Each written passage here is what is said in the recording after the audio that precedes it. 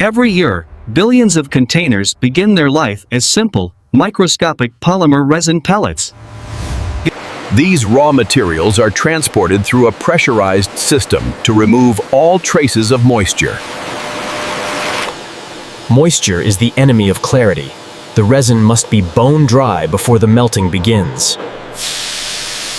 Under extreme pressure and heat, the solid pellets transform into a viscous, molten state. The plastic is first shaped into preforms, the dense, thick-walled precursors to the final bottle.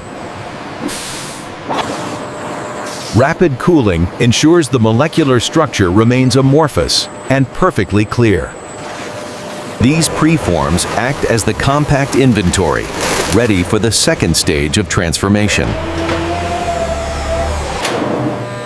To become a bottle, the plastic must be reheated to a precise point of elasticity. At exactly 110 degrees, the polymer is ready to be stretched. The mold locks with tons of force, sealing the softened plastic within a precision-carved steel tomb. In a fraction of a second, high-pressure air forces the plastic to take its final, recognizable shape. Emerging from the heat, the bottle is now structurally sound, but requires immediate stabilization.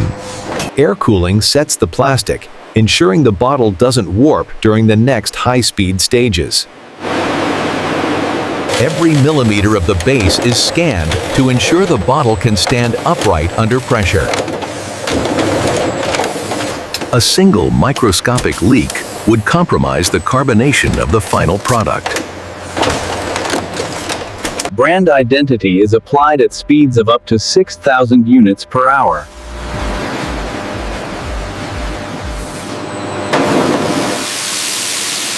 Heat molding ensures the label becomes a permanent, tight-fitting skin. The bottles are now prepared for the final stage of their journey, the filling line. Before the product enters, the interior must be surgically sterilized. Precision sensors ensure every container holds the exact volume required by law.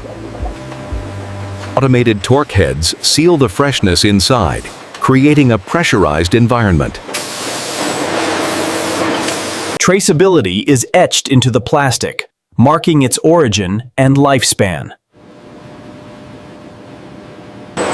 Secondary packaging prepares the individual units for the rigors of global transport. Automation handles the heavy lifting, organizing thousands of units for mass distribution. And this is how modern factories produce plastic bottles from start to finish.